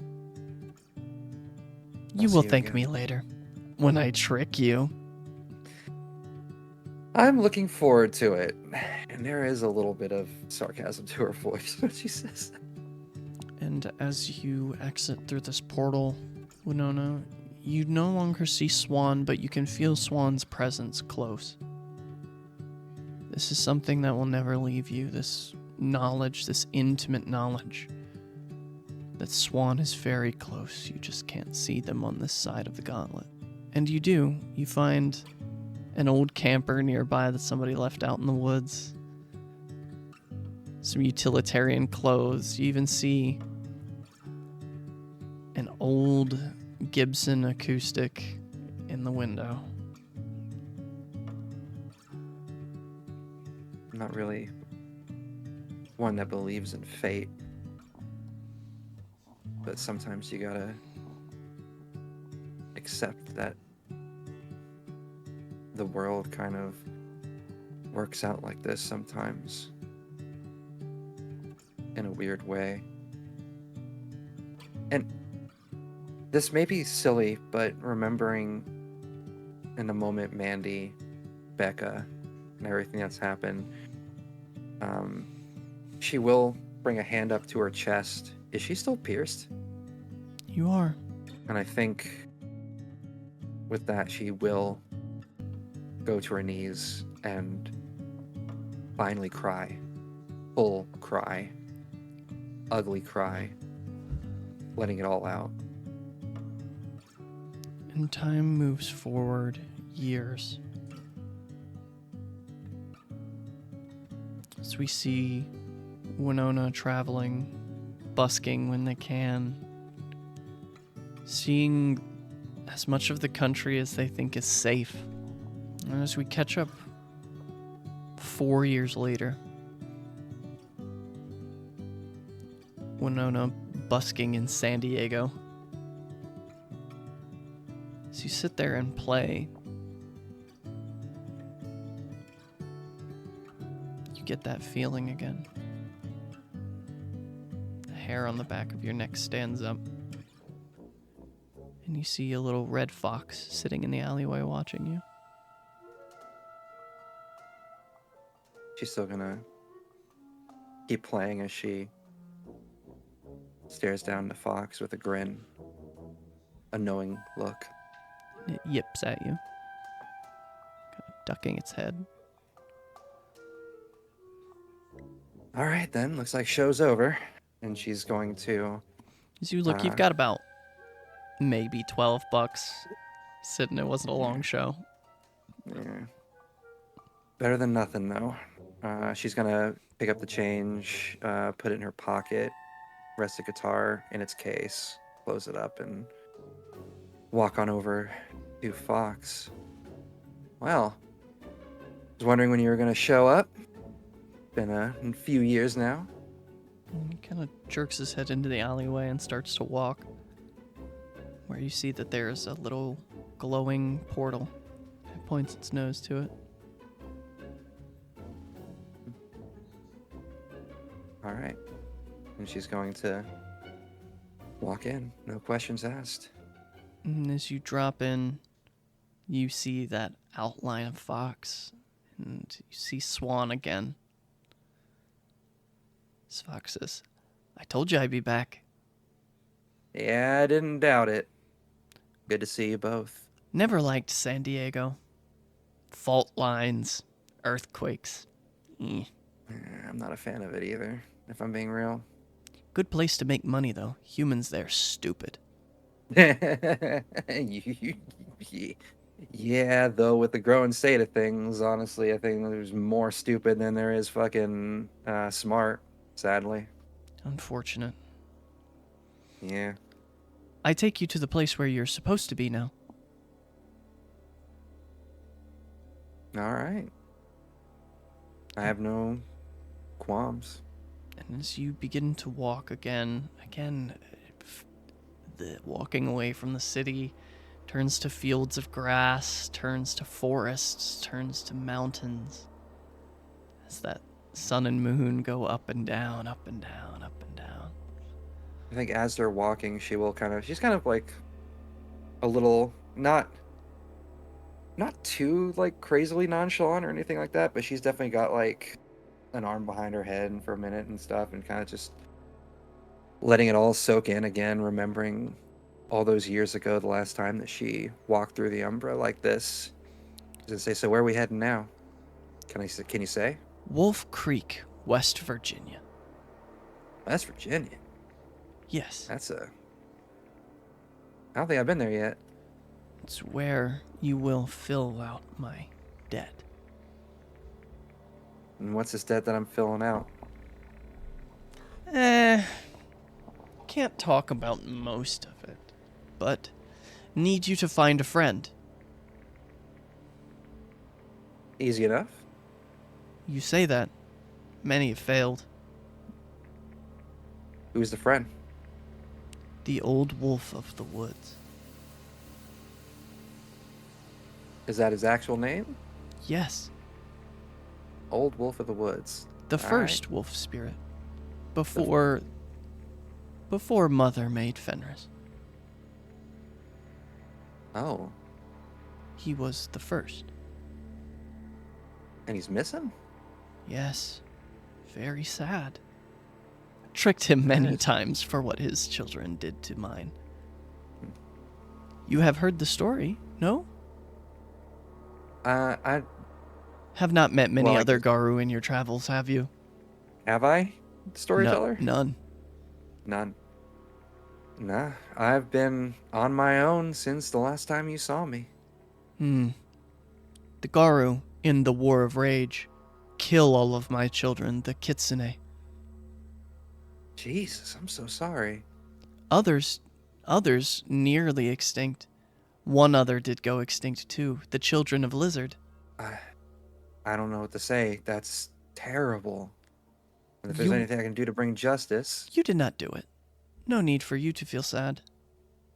Those who did already have been punished. Dead very long time. Fox played nasty tricks on them.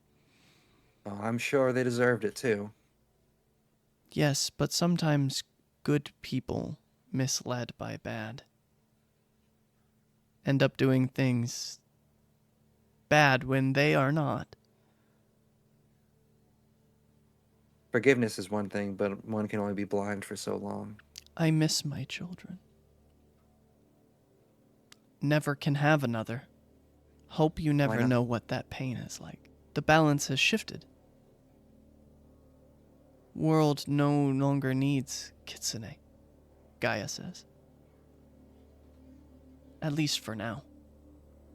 Maybe I trick her into changing her mind. Well, if I ever get a chance to have a word for myself, I'll put in a good word for you. Always have chance. Gaia always listening. Gaia is everything. It's really sad. Like, this is out of character. It's really sad to think that since she's not met other Garu, after 4 years, she really only has the knowledge that she was given before. Mm-hmm. He says, I understand. we are here.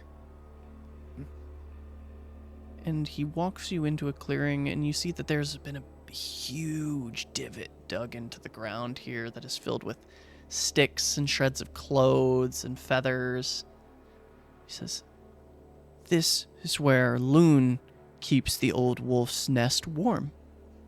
Loon has made deal to stay here while old wolf is away, so Garu have spirit to give chiminage to and get power from. But And Loon is another spirit. What yes, kind should I expect? the bird, Loon, makes call. Ooh. Oh, interesting. Yes. And Fox leans in. Not good for Loon, though, to stay in one place. Loon needs to fly, migrate like other birds. Staying here, go a little crazy. If stay here too much longer, Wyrm can corrupt. Don't want Oh, that. that's not good. No, we can't have that. This is why Fox says, you must find the old wolf and bring him home. Well, I ain't heard a nobler cause, so When here for you leave the Umbra here, you will find 2 mouths. Ask around for 2 mouths. They will show you. 2 mouths. Yes, that is his Garu name. First name is Thomas. You stay here. Find Old Wolf for me. Fulfill old debt. And then maybe never see Fox again. No, I wouldn't like that. Gotta pay me a visit sometimes. Have not tricked you yet. Still have to add that to the list. We'll trick you in the future. You go now. Can just walk into here. Gauntlet very thin. Interesting. Well, I'll see y'all later then. Okay. And she's just gonna like attempt to walk out. And it is just like parting a curtain. You reach out and walk through to the other side. Interesting. And as you do, you bump into a man older, probably in his mid-50s. His hair is short and white. He's kind of pot-bellied and has a generally jovial look on his face. He says, "Well, hey there, friend. Howdy. Where'd you come from?" Sorry, I was miles away, kind of just wandering a little bit, just making my way. You came from the other side of the gauntlet. Okay, so I don't have to play. I don't have to play a game. Oh about no, that. we're all Garu here. I mean, other than Roger. But he knows everything, too. I have to say that's an interesting concept. I've been like this for 4 years now, and I've never met another one like Never me. been to a cairn before? What's that? This place, it's a place of spiritual power for our people. Aaron. Cairn. Karen? Cairn. Yeah. Like a stack of stones in Scotland. Cairn. Yeah. I remember reading about those in school. Yeah. And we, the Garu who tend to it, we're called a sect. I'm Sings for Peace. That's a nice name. I'm Winona Keene. You ain't got a name yet. That Winona's my name. Oh, It's the only alright. name I got. Well, then you can call me Herb till you got a name. Very well, Herb. I was sent here looking for Two Mouths, I believe it was. Oh, let me guess. Fox bring you along. Fox and Swan, yeah. Oh, haven't had Swan here for a while. Hello Oh, there. Swan's always with me. I know you're somewhere around, but I can't quite see the other side. It's not real nice to have you here. I'll set out a little bit of moss and algae I collect from the creek for you. Well, you're here to see Two Mouths, so we ought to get you right over. It's that building right over there, and if you need anything, don't let Grim Omen make you feel bad. You just come ask, all right? Sounds good to me. It's a pleasure to meet you. You too, Winona. I like the cut of your jib. You gotta be kind, Put the energy into the world that you wish to receive yourself. See, that's what I keep telling all these Garu, but none of them want to listen to me. I'm out here singing for Gaia's peace, and they all just want to go to war. Well, I mean, there is the time to fight. If you want war's what your life becomes. That is very true. But justice does gotta get met. You ought to head on to Two Mouths. Yeah. All right.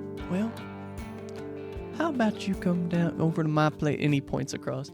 That's my place right there. We can have a cup of ginseng tea when you're done. I think I'd like that. I'll see you later, Herb. He pats you on the shoulder. You have a wonderful afternoon, Winona. And she's going to make her way to where Two Mouths was. While she's walking, she's kind of just like, that was probably the most pleasant conversation she's had in years. Oh, for sure. And as you Was walk, he high? that begs the question. But as you step up onto the rickety porch of this little wooden shack, do you knock on the door? I think she's going to hesitate for a minute, taking it all in, kind of thinking about what she's going to say first and foremost. I did have a question that I've been meaning to ask since we did the time jump, and could Winona have gotten a tattoo in that time? Sure. I think she would have gotten on her like collarbone, I think, or somewhere in that vicinity, the depiction of a swan in flight. Absolutely. As But yeah, you step up to the she'll door and knock. Here. Who's there? Winona, you don't know me, but Fox sent me. Son of a bitch! And you hear some things shifting around inside, and then about 7 locks unlock. And the door opens up, and you can immediately see why this man is called Two Mouths. There's a huge, gaping, sucking scar on the top of his head, and the striations around it look like the markings of someone's lips and are about the same color. His hair is shaved down to his head.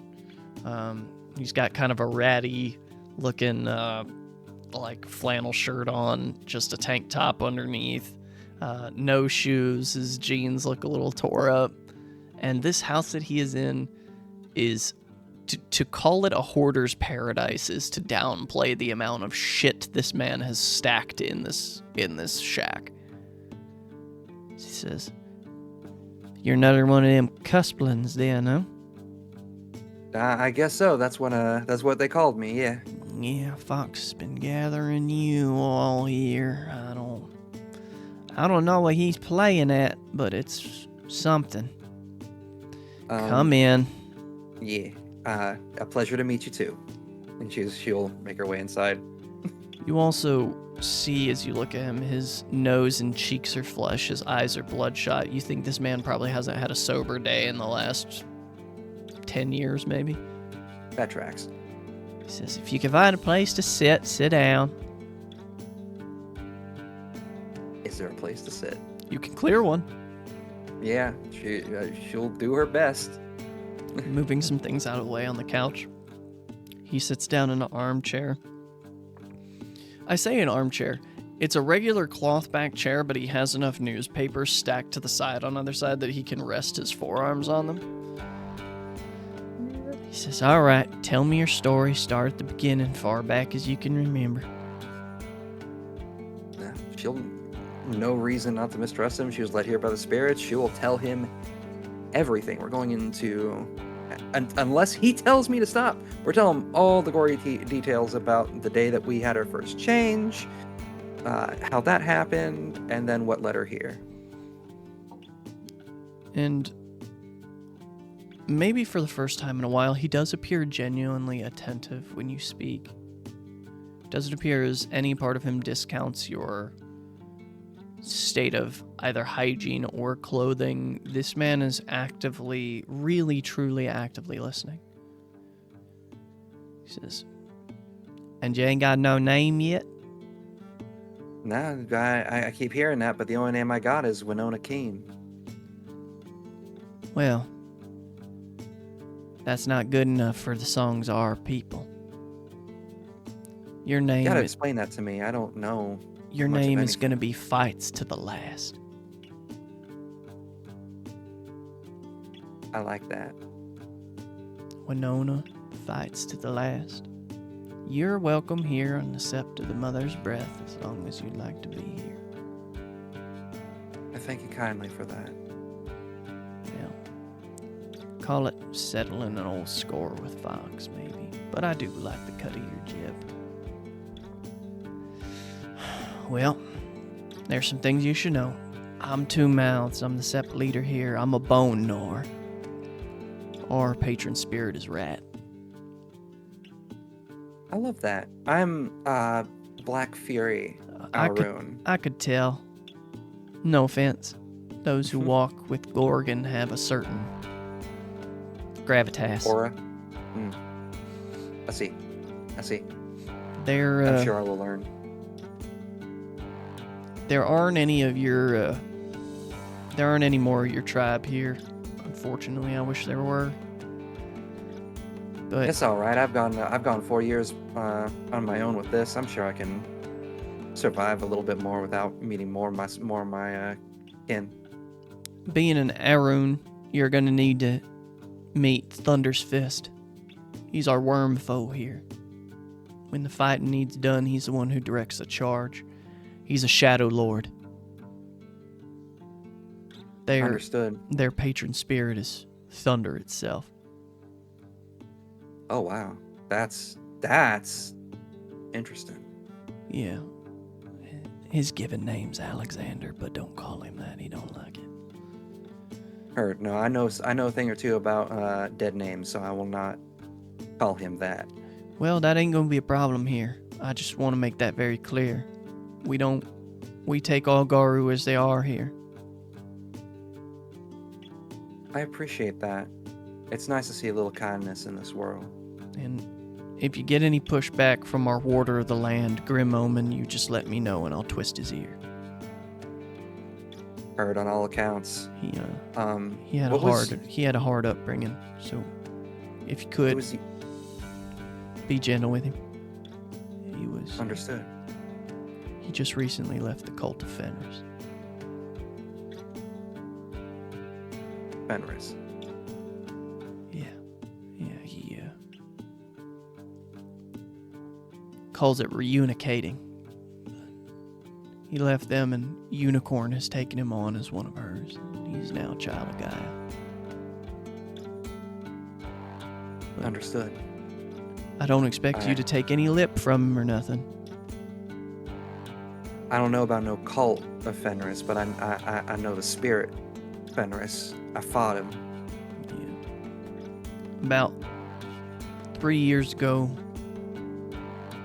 the Get of Fenris turned and gave in to something called Hauglosk. They let the rage take over. Stops being about fighting for Gaia, and they just start to live for the kill. There ain't no justice or proper fighting to be had in that. And there is the opposite side of the coin that you should know about as well. Hauglosk has its counterpart called Harano, where you lose the wolf. You stop finding reasons to fight. You let the sorrow take over. Trapped in your human skin, never able to change again, never able to interact with the spirits. You lose it all until sadness takes your body. I don't think I can't even imagine that. After everything, I can't imagine just having all that and then losing it. We've lost a few here. Well, I don't aim to be one of those.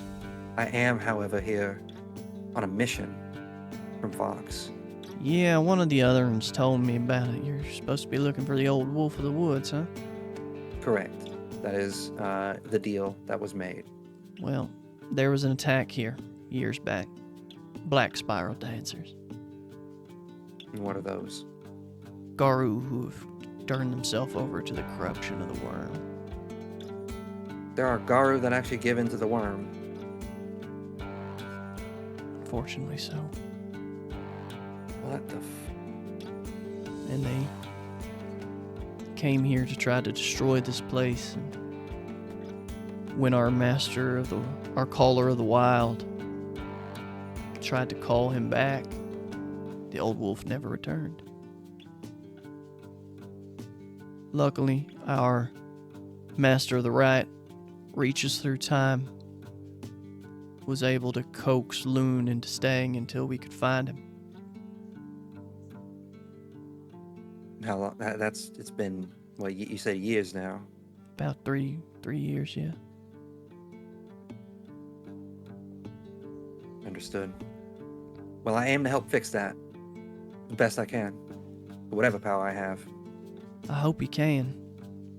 I really do.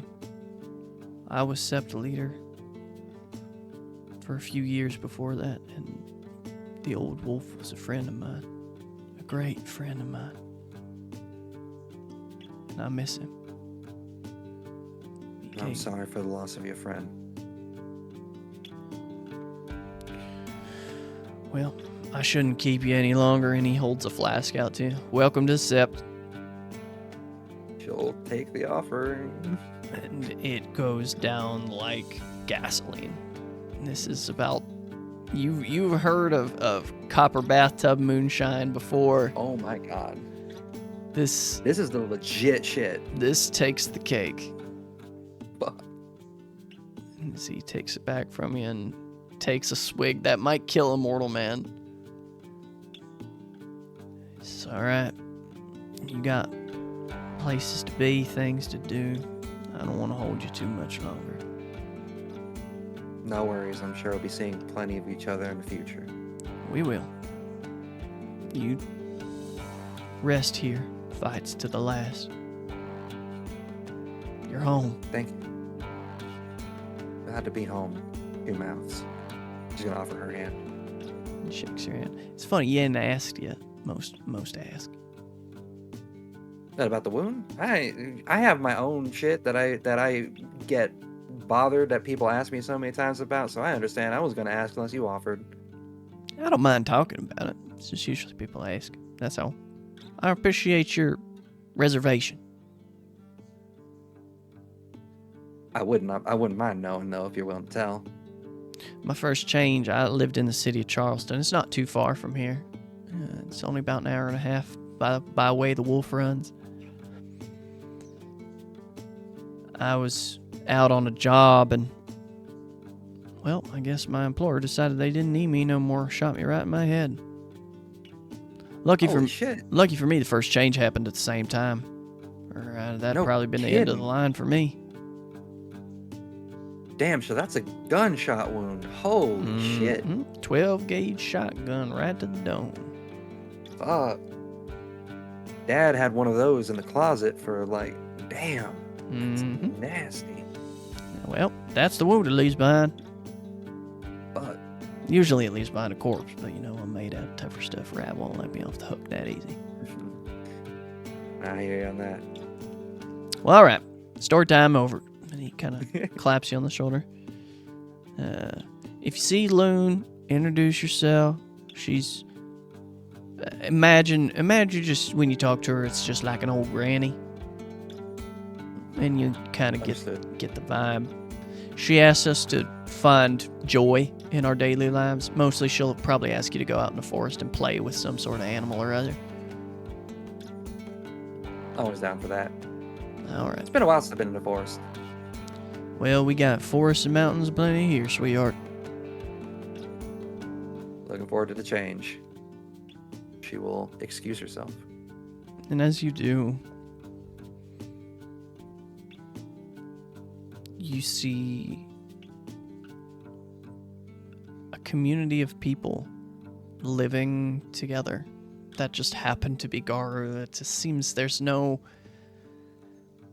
expectation on their condition. Everyone is just who they are here. And these people don't hardly look bothered. So you kind of get your bearings walking around the hollow. You see the only even small bastion of civilization is that where 4 dirt roads intersect at the bottom of the holler, there's a gas station and a corner shop. And the rest of this is just pure, unadulterated wilds and people's homes amidst the hills and the hollers. I think there's a part of Winona that's a little more at peace seeing all this, getting this energy, this vibe, considering I feel like she's kind of kept the cities for most of the 4 years. It's where the money's going to be made. You're not going to make money busking in areas like this usually. So yeah, no, this is an opportunity she has never had the chance for just yet. She's passed through but never stayed. And I think she's going to let herself kind of... What's the word I'm looking for? Marinate. There we go. She's going to let everything kind of marinate for a second. I think she would, because I'm not sure if I was clear, and if this is okay, if this is not, let me know. But she was still carrying her guitar case when she walked through the Umbra. Yeah. And she's gonna find a spot that's kind of like...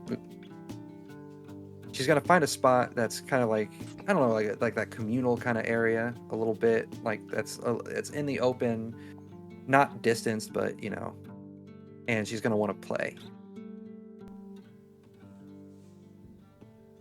And as you play, people take note.